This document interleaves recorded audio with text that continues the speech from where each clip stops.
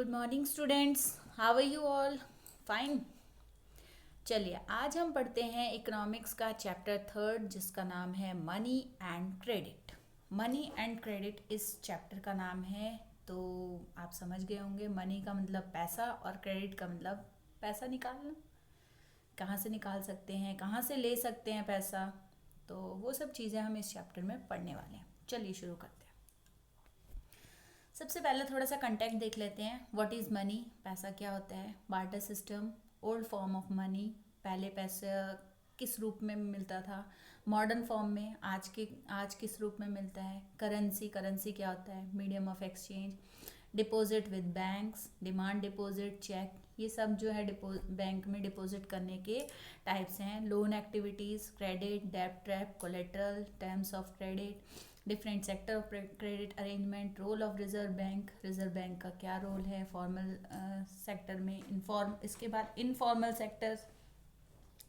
Source of credit for rural household in India 2003। What is the important that the formal sector should let more self help groups क्यों popular हो रहे हैं। ग्रामीण bank of Bangladesh.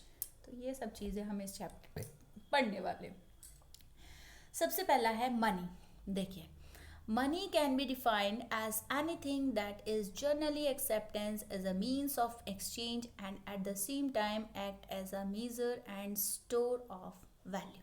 ठीक है, money जो है वो ऐसी चीज़ है, ऐसी करेंसी है जिसको हम दे करके, एक्सचेंज करके हम कुछ भी चीज़ उसके बदले में ले सकते हैं किसी भी समय।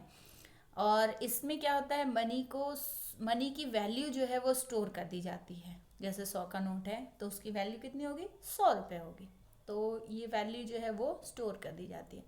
Money acts as an intermediate in the exchange process and therefore is called a medium of exchange. Money को क्या कहा जाता है, मनी को मीडियम ऑफ एक्सचेंज कहा जाता है। यानी कि हम गए दुकान से हमने राशन लिया, राशन जितने का भी हुआ उसके बदले हमने पैसे उसको दिए, तो ये है medium of exchange.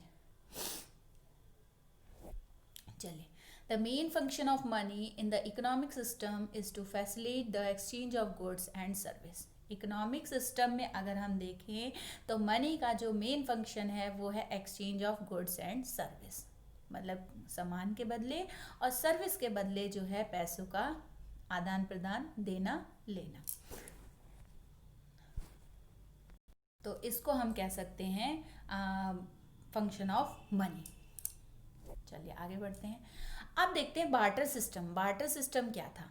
In a barter system में commodities are exchange with commodities without of the use of money. पहले क्या होता था बच्चों, देखो पहले मतलब कि पहले ज़माने में, बहुत पहले राजा महाराजा के टाइम पे बार्टर सिस्टम होता था। तो बार्टर सिस्टम में क्या होता था कि कोई भी चीज़, सामान के बदले सामान जो है वो लोग एक दूसरे को देते थे। पैसों का यूज़ उस टाइम पे नहीं होता था क्योंकि करेंसी नहीं थी, पैसे नहीं थे। तो जैसे किसी ने अनाज उगाया तो उसने अनाज उगाया और उसको किसी दूसरे, उसको मिल्क की ज़रूरत है तो वो अपना अनाज लेके जाएगा, मिल्क वाले को अनाज दे देगा और उससे मिल्क जो है वो खरीद लेगा। तो ऐसे ही उस समय में चलता था। But both parties have to agree to sell and buy each others commodity. लेकिन इसमें जो पहली शर्त थी वो क्या होती थी कि दोनों पार्टी जो है वो दोनों पार्टी एक दूसरे को सामान देने लेने के लिए एग्री होनी चाहिए। This is called double coincidence of funds. इसको डबल कॉन्सिडेंस ऑफ फंड्स भी कहा जाता है, दोहरी ज़रूरत जिसको कहते हैं। Money eliminated the need of double coincidence of wants. Money ने जो है पैसे ने जो है उसने डबल कॉन्सिडेंस ऑफ डिमांड को, वॉन्ट्स को एलिमिनेट कर दिया, यानी कि ख़त्म कर दिया। पैसा जब से आ गया तब देख रहे हो बार्टर सिस्टम में एक दूसरे को वो अनाज ले रहा है उससे और उसको अनाज के बदले में उसको फिश जो है वो दे रहा है। तो ये था बार्टर सिस्टम। अब यहाँ पे देखो ओल्ड फॉर्म ऑफ मनी, जो पुरानी मनी की फॉर्म है वो आपको यहाँ पे दिखाई गई है, देख रहे हो। तो सिक्कों के रूप में, कागज़ के रूप में, इस तरीके से पुरानी जो करेंसी थी वो थी। Modern form of money. अब हम देखते हैं जो हमारी मॉडर्न फॉर्म है, जो आजकल के प्रचलन में है, वो मनी कैसे फॉर्म में है। मॉडर्न फॉर्म में करेंसी जो है वो पेपर नोट्स हैं, कॉइन्स हैं और डिपॉजिट विद बैंक, जिनको बैंक में डिपॉजिट किया जाता है। Currency, modern form of money included paper notes and coins. It is not made of precious metal as gold, silver, copper coin. जो हमारी मॉडर्न जो करेंसी है वो क्या है, वो नोट्स की है, कॉइन्स की है, और ये कोई प्रीशियस मेटल नहीं है इसमें, जैसे पहले होते थे राजा, जैसे पहले मैंने बताया बार्टर सिस्टम था, उसके बाद राजा महाराजा ओल्ड करेंसी जो थी वो कैसी थी, वो सोने के सिक्के, चांदी के सिक्के, कांसे के सिक्के, इस तरीके से सिक्के होते थे। तो जो आज की मनी है वो पेपर नोट है और कॉइन्स है, लेकिन ये सोने चांदी या कॉपर के नहीं होते। Why in currency accept as a medium of exchange, इसको हम मीडियम ऑफ एक्सचेंज के लिए क्यों एक्सेप्ट करते हैं? हमने कहीं काम किया, काम के बदले हमने उससे क्या लिया, पैसे लिए, तो हमने क्यों इसको एक्सेप्ट किया? The currency is authorise by the government of India, government of India के द्वारा ये ऑथराइज होती है। Reserve bank of India issues currency on behalf of the central government, इसको इशू कौन करता है? Reserve bank of India issue करता है, किसके बिहाफ पे? सेंट्रल गवर्नमेंट के। As per Indian law no other individual और organisation is allowed to issue currency, और अगर नियम कानून के अकॉर्डिंग देखें तो किसी और आदमी को या ऑर्गेनाइजेशन को करेंसी इशू करने का अधिकार नहीं है। ये अधिकार किसको है? ये आरबीआई को ही अधिकार है। Currency as a medium of exchange. A law legalized the use of rupees as a medium of payment that cannot be refused in setting the transaction in India. देखो ये नियम है कि जो मीडियम ऑफ पेमेंट है उसको कोई भी रिफ्यूज़ नहीं कर सकता, यानी कि ये पैसों का आदान प्रदान या पैसों के बदले में पैसों का जो ट्रांजेक्शन है उसको कोई रिफ्यूज़ नहीं कर सकता। जैसे मैं दुकान पे जाऊँ, मुझे अगर एक बिस्किट का पैकेट लेना है तो मैं उसको 10 रुपये दूंगी, तो दुकानदार ये नहीं कह सकता कि मैं इस पैसों में आपको ये नहीं दूंगा। समझ रहे हो बात मेरी? तो ये as a medium of exchange है, तो इसके लिए आपको कोई मना नहीं कर सकता। No individual in India can legally refuse a payment made in rupees, ठीक है, कोई भी इंडिविजुअल इंडिया का इसको रिफ्यूज़ नहीं कर सकता। डिपॉजिट विद बैंक्स, अब देखो बैंक्स के बारे में थोड़ा सा यहाँ पे बताया जाएगा बच्चों कि बैंक्स, आप लगभग बच्चे गए होंगे बैंक, कोई अपने मम्मी पापा के साथ, कोई इंडिविजुअली भी गया होगा। तो बैंक्स में देखो क्या है, डिपॉजिट विद बैंक, बैंक में जब हम पैसा रखते हैं तो वो पैसा हमारा सेफ होता है। सेफ समझते हो आप? बैंक में से कोई चुरा नहीं सकता, बैंक में से कोई लेके नहीं जा सकता, भाग नहीं सकता, मतलब हमारा पैसा सुरक्षित है। People deposit money which they do not need at a point of time by opening a bank account in their name. अब देखो जैसे हमने पूरे महीने काम किया, हमें सैलरी मिली, एक दिन सैलरी मिली, तो उस सैलरी को हम जितनी हमें ज़रूरत है, हमारे घर का राशन है, जो भी हमें काम है उसमें हमने खर्च करके जो हमारा पैसा बचा उसे हमें उस समय ज़रूरत नहीं है। अब बाद में हमें कभी इस चीज़ की ज़रूरत पड़ेगी तो इसके लिए हम क्या करेंगे, बैंक में जा कर के एक अकाउंट खोल करके वो पैसा उसमें रख सकते हैं। Banks accept the deposit and also pay an amount of interest on the deposit. Bank क्या करेगा, बैंक हमारे पैसे को लेगा, हमारे खाते में जमा करेगा और फिर उस पैसे पे वो इंटरेस्ट भी देगा। जितने भी पैसे हमने जमा किए उस पे जो भी उस समय बैंक में रेट ऑफ इंटरेस्ट चल रहा होगा, उस रेट ऑफ इंटरेस्ट पे वो हमें वो पैसा, हमारे पैसों पे उतना इंटरेस्ट वो लगा के देगा। यहाँ पे देखो कुछ बैंक्स के नाम दे रखे हैं, bank of India, ICIC bank, IDBI bank, HDFC bank, central bank, union bank, south India bank, बहुत सारे बैंक तो आप मर्ज हो गए हैं, येस बैंक, एक्सिस बैंक, बहुत सारे बैंक दे रखे हैं। चलिए आगे बढ़ते हैं। डिमांड डिपॉजिट, अब देखो डिमांड डिपॉजिट क्या है।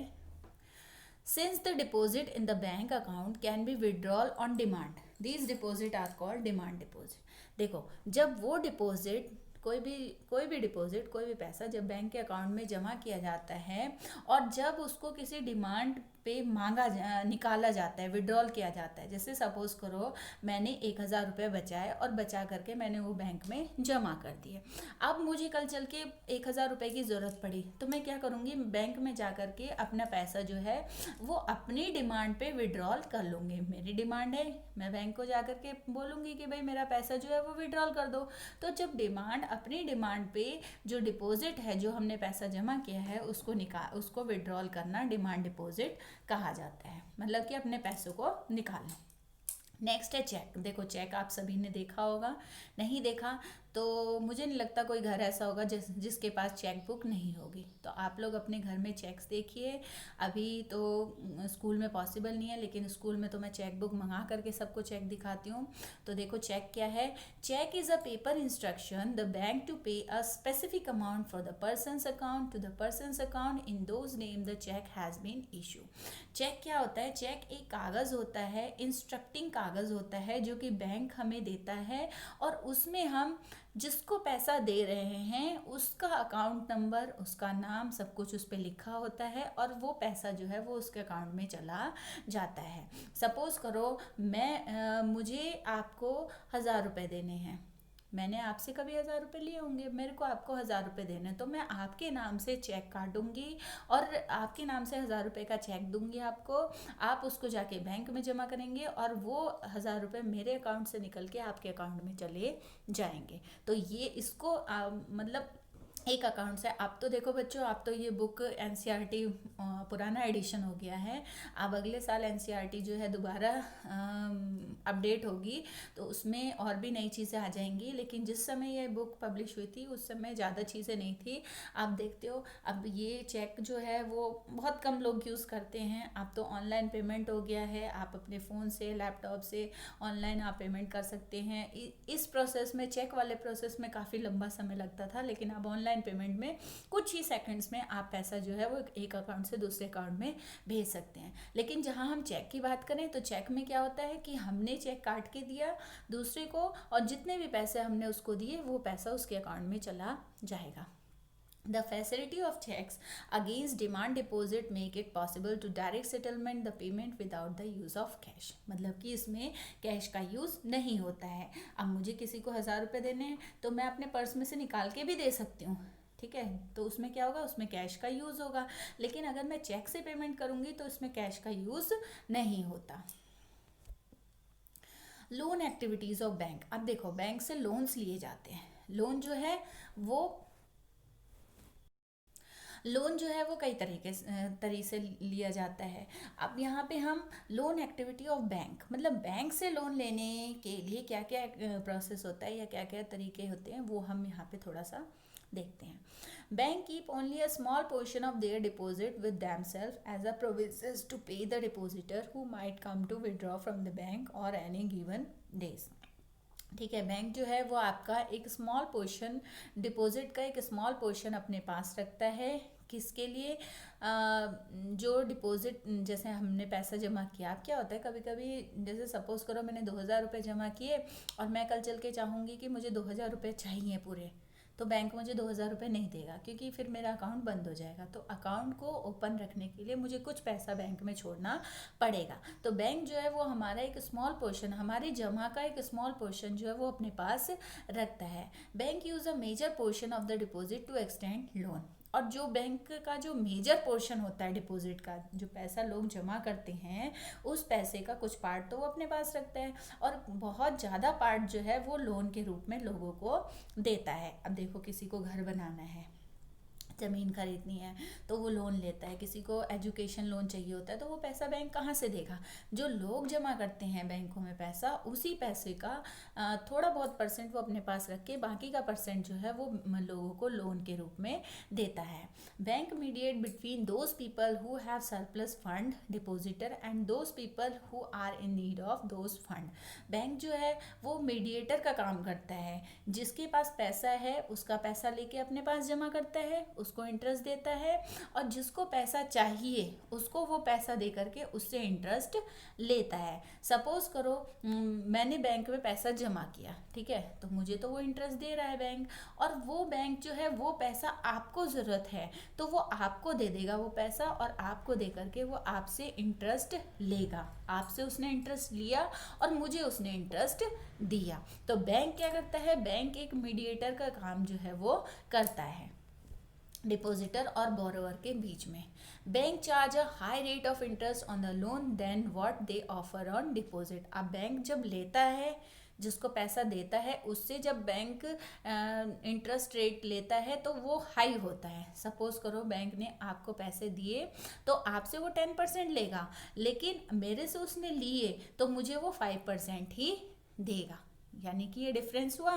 The difference between what is charge from borrower and what is paid to the depositor is their main source of income. और यही जो डिफरेंस होता है ये उसका मेन सोर्स ऑफ इनकम होता है। अब बैंक में देखते हो इतने एम्प्लॉयज़ होते हैं, बैंक की बिल्डिंग होती है, बैंक का इंफ्रास्ट्रक्चर होता है, बैंक के और भी खर्चे होते हैं, वो सारे खर्चे वो कहाँ से निकालेगा? तो वो इन जो दोनों के बीच का जो डिफरेंस होगा, जिस रेट पे उसने आपसे लिए और मुझे कम रेट में दिए, तो जैसे 10% उसने आपसे लिया और 5% मुझे दिया, तो बीच का जो 5% का इंटरेस्ट है वो 5% का इंटरेस्ट जो है वो उसकी सोर्स ऑफ इनकम होगी। किसकी? बैंक की।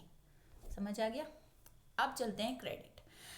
Credit loan refers to an agreement in which the lender surplus the borrower with money, good or service in return for the promise of future payment. अब credit जो होता है वो एक agreement होता है, उस एग्रीमेंट में जो बोरोअर है वो पैसा लेता है, गुड और service in return for the promise, और प्रॉमिस करता है कि फ्यूचर में वो इतने टाइम पीरियड के लिए वो पैसा वापस कर देगा।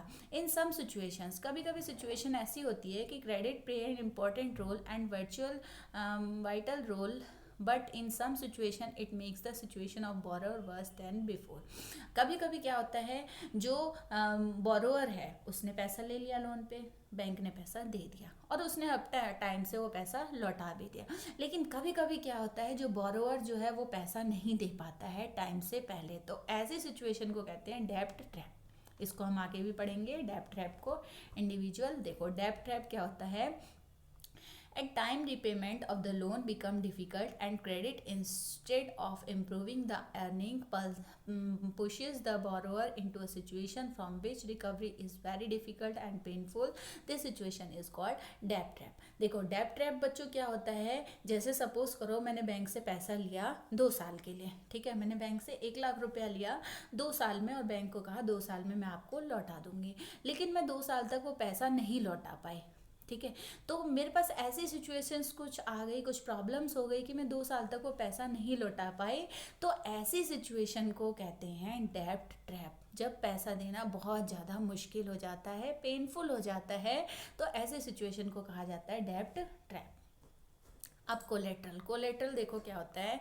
Collateral is an asset that the borrower own such as land, building, vehicle, livestock deposit with bank and uses this as a guarantee to a lender until the loan is repaid। Collateral जो है वो ऐसी चीज़ होती है, ऐसे documents होते हैं जो कि जब पैसा लिया जाता है तो एज अ गारंटी उसको बैंक में जमा किया जाता है। जैसे सपोज करो मैंने ज़मीन ली और मुझे पैसे की ज़रूरत है, मुझे बैंक से लोन लेना है, तो बैंक क्या करेगा, मेरे जो ज़मीन के कागज़ होंगे वो अपने पास रख लेगा कि अगर फ्यूचर में मैं पैसा नहीं दे पाई, मेरे पास डेब्ट ट्रैप की सिचुएशन आ गई, तो बैंक क्या करेगा, फिर मेरी ज़मीन को बेच करके वो पैसा वसूल कर लेगा। If a borrower fails to pay the loan, देखो अभी मैंने आपको बताया अगर बोरोअर पैसा देने में फेल हो गया, the lender has to right to sell the asset और collateral to obtain payment. Lender जो है, बैंक जो है, उसको पूरा अधिकार होगा कि वो उस कोलेट्रल को सेल कर दे, जो उसके पास कागज़ रखे हैं उसको सेल कर दे और सेल करके वो अपने पैसे वापस ले ले। Property such as land title, deposit with bank, livestock and some common examples of collateral। collateral के जो कुछ examples हैं वो देखो क्या क्या examples हैं, वो हैं जैसे प्रॉपर्टी के कागज़, डिपॉजिट विद बैंक्स जो बैंक में जमा किए जाते हैं, स्टॉक, लाइव स्टॉक, ये सारी चीज़ें जो हैं इसके एग्जाम्पल है कोलेट्रल के। टर्म्स ऑफ क्रेडिट, अब देखो क्रेडिट के क्या क्या टर्म्स होते हैं। सबसे पहला इंटरेस्ट रेट, कि किस इंटरेस्ट रेट पे बैंक हमें पैसा दे रहा है। कोलेट्रल, उसने क्या क्या कोलेट्रल लिए। Documentation, mode of repayment, repayment का मोड क्या है, मतलब कि हर महीने वो पैसा रिपे करेगा या साल में करेगा या 6 महीने में करेगा या 2 साल में बाद एक साथ करेगा, तो क्या है उसका रीपेमेंट का मोड है। The term of credit very substitutional for one credit arrangement to another, ठीक है, एक तरह से कर रहा है या वो अलग अलग तरह से कर रहा है।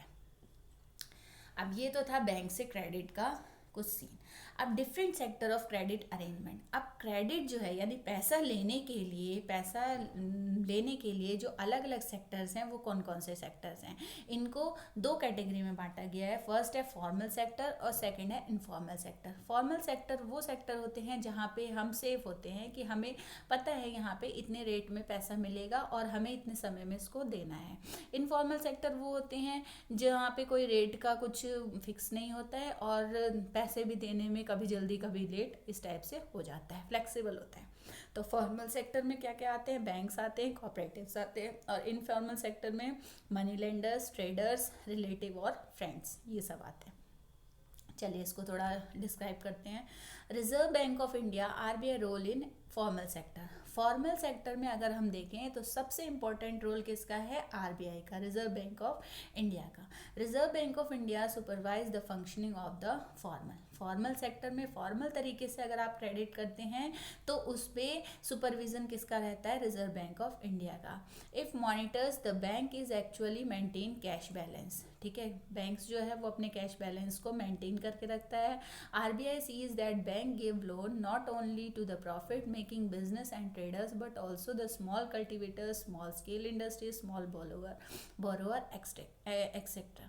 आरबीआई जो है वो बैंक्स को कहता है कि आपको लोन जो है सिर्फ प्रॉफिट के लिए नहीं देना है, आपको बिजनेसमैन, ट्रेडर्स, छोटे छोटे कल्टिवेटर्स, छोटे छोटे इंडस्ट्रियल्स, छोटे छोटे बोरोवर्स, इनको आप जो है वो लोन, इन लोगों को लोन जो दिया जाता है उसका इंटरेस्ट रेट अलग होता है। मतलब इन कामों के लिए भी आरबीआई कहती है कि बैंक्स को लोन दे। Bank have to submit information to the RBI periodically on how much they are lending to whom at what interest rate etcetera. और बैंक्स का ये काम होता है कि वो आरबीआई को समय समय पे इन्फॉर्म करता रहे, अपनी जो इन्फॉर्मेशन है वो सबमिट करता रहे कि वो उसने कितने इंटरेस्ट रेट में और किस किस को पैसा दिया है। तो आरबीआई का मतलब ये समझ लो कि आरबीआई जो है वो इनका हेड है सभी बैंकों का, और बैंक्स जो है वो सब आरबीआई को अपनी पूरी इन्फॉर्मेशन जो है वो शेयर करते हैं। ये तो था फॉर्मल सेक्टर। फॉर्मल सेक्टर में सबसे बड़ा इंपॉर्टेंट रोल किसका है, बैंक्स का। अब देखते हैं इनफॉर्मल सेक्टर। इनफॉर्मल सेक्टर्स क्या होते हैं बच्चों, देखो, there is no organisation which supervise the credit activities of lender in the informal sector. सबसे पहली चीज है इसमें किसी का सुपरविजन नहीं होता, कोई ऑर्गेनाइजेशन नहीं होती, और पैसा देने लेने में किसी का भी कुछ मतलब नहीं होता। जैसे बैंक में हमने कहा था ना आरबीआई का पूरा आरबीआई रिस्पॉन्सिबल होता है, तो इसमें किसी का सुपरविजन नहीं होता। They can land at what ever rate they choose, कितने रेट पे पैसा देना है ये भी ये खुद ही चूज करते हैं, जो पैसा देने वाला है वो।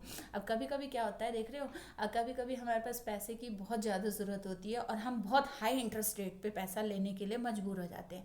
और कभी कभी क्या होता है, कभी हम किसी फ्रेंड से पैसा लेते हैं तो फ्रेंड जो है वो इंटरेस्ट हमारा लेता भी नहीं है, तो हमें ऐसे ही पैसा बिना इंटरेस्ट रेट पे भी पैसा मिल जाता है। तो इसमें जो इंटरेस्ट रेट होता है वो कोई फिक्स नहीं होता है, वो खुद ही चूज किया जाता है।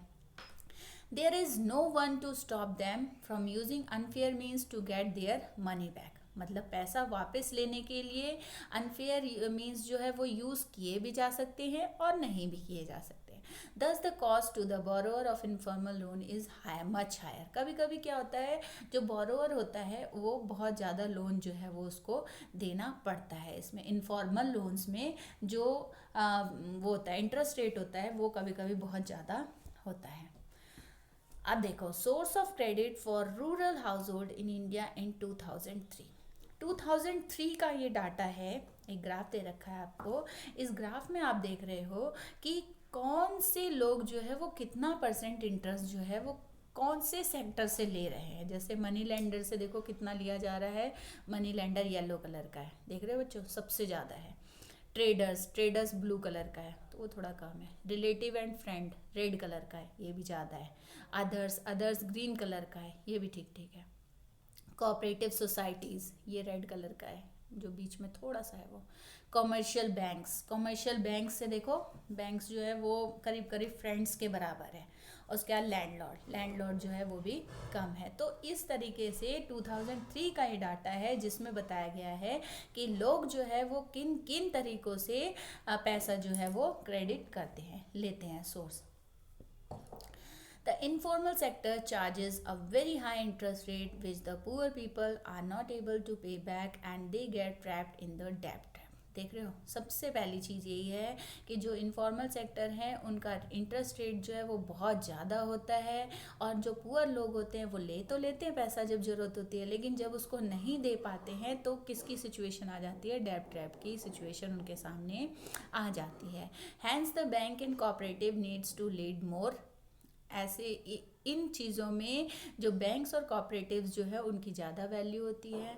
This would need to higher income and many people could then borrow cheaply for a variety of needs. जो जिनके पास बहुत ज़्यादा पैसा है, बहुत ज़्यादा इनकम है, वो भी यहाँ से पैसा ले करके और अपनी जो ज़रूरतें हैं उनको पूरा कर सकते हैं. Cheap and affordable credit is crucially for the country of development. और अगर हम सस्ते इंटरेस्ट रेट में पैसा लेंगे तो इससे कंट्री का डेफिनेटली डेवलपमेंट होगा. आप देखो यहाँ पे क्या है, poor house hold. All the loan taken by the urban houses, which percent was formal and what percent was informal. अब इसमें हम देखते हैं कि जो शहरों में रहने वाले जो लोग हैं, जो पुअर हाउस होल्ड हैं, वो किन तरीक़ों से लोन्स लेते हैं. जो येलो कलर का है, देख रहे हो आप, येलो कलर का है, पर percent of loan from the formal sector. इतने कम लोग जो है वो फॉर्मल सेक्टर से लोन लेते हैं, सिर्फ 15% लोग.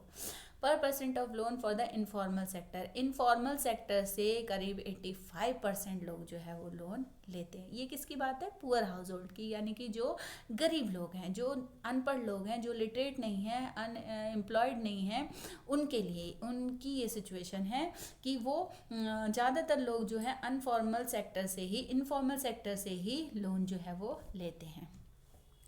House hold for few assets. अब यहाँ पे है उनकी बात जिनके पास थोड़ा बहुत फ्यू एसेट्स, यानी कि कुछ है उनके पास. पुअरों के पास तो कुछ भी नहीं है, लेकिन फ्यू एसेट यानी मिडिल क्लास. मिडिल क्लास लोग जो है percent for loan for the formal sector. अब येलो देख रहे हो आप, ये पुअर हाउस होल्ड से तो थोड़ा सा ज़्यादा है, तो फॉर्मल सेक्टर से वो करीब करीब आधा आधा इसको हम कह सकते हैं. आधे से थोड़ा सा कम है फॉर्मल, लेकिन इसको 55-45 हम कह सकते हैं. और इनफॉर्मल सेक्टर जो है वो ब्लू कलर का है. तो कुछ एसेट्स जिसके पास है उनकी सिचुएशन ये है. Well of house hold. Well of house hold यानी कि जो बहुत अच्छे हाउस होल्ड्स हैं, जिनके पास काफ़ी कुछ है, ठीक है. उसमें फॉर्मल सेक्टर से लोन जो है वो लेते हैं येलो वाले, देख रहे हो आप, करीब 75%. और इनफॉर्मल सेक्टर से बहुत कम लोग हैं जो लोन लेते हैं.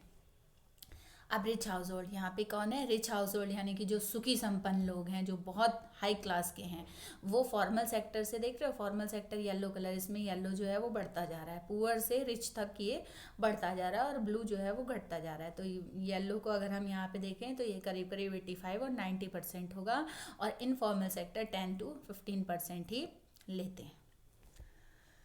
What is it important then the formal sector should lead more.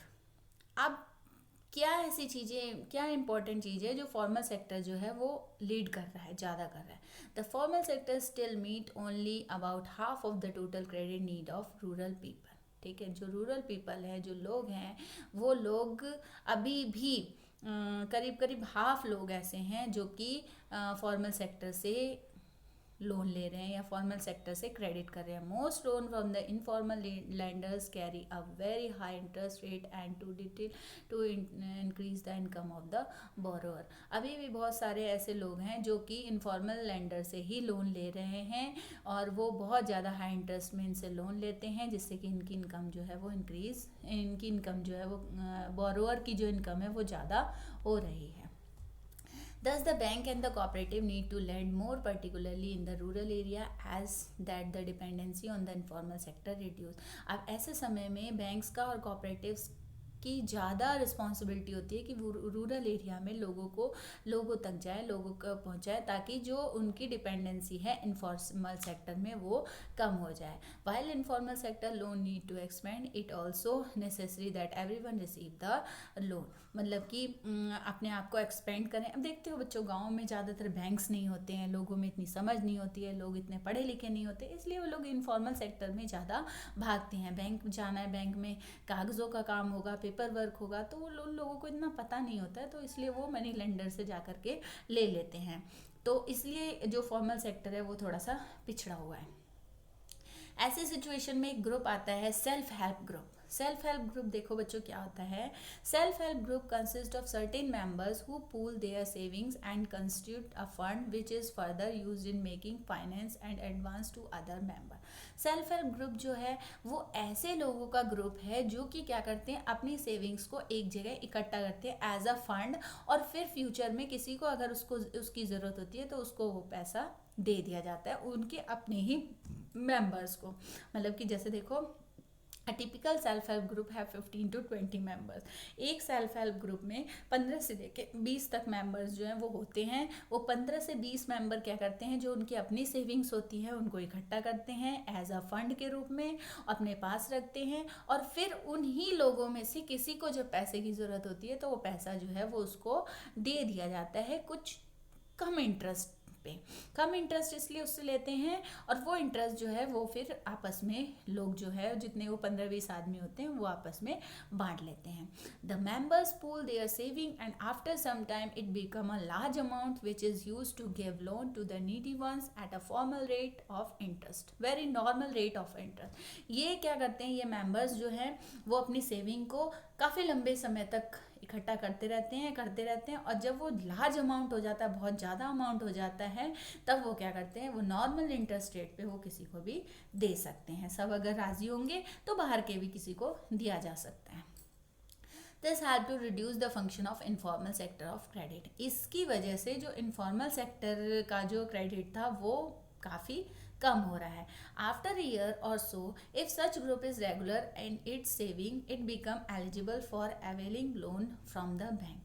अगर बहुत सालों तक ये ग्रुप ऐसा ही चलता रहा, रेगुलर रहा, तो क्या हो जाता है, ये बैंक से लोन लेने के लिए एलिजिबल हो जाता है। मतलब कि गवर्नमेंट प्रूव ये ग्रुप्स हो जाते हैं जो कि बैंक से भी लोन ले सकते हैं। Loan is sanction in the name of group and is meant to create self employment opportunity for the members. ये जो लोन लिया जाता है, ये लोन ग्रुप के नाम से लिया जाता है, और इस लोन को जो है सेल्फ एम्प्लॉयमेंट अपॉर्चुनिटी के रूप में यूज़ किया जाता है। यानी कि अपने लिए कुछ काम करना, अपने लिए कुछ स्वरोजगार करना जो है, करने के लिए इनको लोन मिलता है, और ये इनके ग्रुप के नाम पे ही दिया जाता है। Loan are providing for releasing mortgaged land for meeting working capital need as buying seed, fertilizer, raw material for acquiring assets like sewing machine, handloom, cattle, etc. अब ये लोन जो इनको दिया जाता है, ये लैंड के लिए दिया जाता है, मीटिंग वर्किंग प्लेस के लिए दिया जाता है, इनके सीड्स के लिए दिया जाता है। मतलब किसी भी काम के लिए अगर ये ग्रुप चाहे कोई काम करना चाहे तो उसके लिए इनको लोन जो है वो आसानी से मिल जाता है। Important decision regarding the saving and loan activity are taken by the group member. जो इस ग्रुप के जो मेंबर हैं 15 to 20 मेंबर, ज़्यादातर उनका ही डिसीजन इसमें मान्य होता है। The group decide the purpose, amount, interest to the charge, repayment of the loan. ये ग्रुप के जो लोग होते हैं यही डिसाइड करते हैं कि हमें लोन किसके लिए लेना है, किस काम के लिए लेना है, उसका कितना इंटरेस्ट, जो भी उसका इंटरेस्ट चार्ज होगा, और उस लोन को कब और कैसे दिया जाएगा। ये सारे काम जो है ये इसी ग्रुप के लोग करते हैं। Non repayment of loan is taken seriously. जो लोन को रिपेमेंट नहीं करता है, वापस नहीं देता है, उसके लिए फिर स्टेप्स मतलब लिए जाते हैं, सीरियसली उसको लिया जाता है। Because of the feature of the bank are willing to the lend loan specially to the poor women when organises self help group. और अगर ये सेल्फ हेल्प ग्रुप जो है वो गरीब वुमेन का होता है तो इसमें जो है बैंक जो है वो लोन आसानी से दे देता है। Why are the self help group popular. अब सेल्फ हेल्प ग्रुप जो है वो पॉपुलर क्यों है। Self help group are become popular for the following reason. कुछ रीजंस की वजह से ये ग्रुप जो है पॉपुलर है। वो रीजन क्या है, देखो, they help the borrower overcome the bank of lack of collateral. ये बोरोअर को इसलिए आकर्षित करता है क्योंकि इसमें कोलेट्रल की ज़रूरत नहीं होती। कोलेटरल मतलब क्या था? कोलेटरल मतलब वो दस्तावेज, वो कागज़ थे जो कि बैंक में एज अ गिरवी टाइप में रखे जाते हैं। तो यहाँ पे 15 और 20% सेल्फ हेल्प ग्रुप के हैं, उन्हीं में से कोई पैसा लेता है, तो यहाँ पे इस टाइप का कोलेटरल की ज़रूरत नहीं पड़ती है। They can get timely loan for variety of purpose and at a reasonable rate interest. ये जो है ये हम मतलब टाइमली जो है लोन देते रहते हैं, और किसी किसी काम के लिए, किसी किसी पर्पज़ के लिए लोन लेते रहते हैं, और जिसका रेट जो है वो रीजनेबल रेट होता है।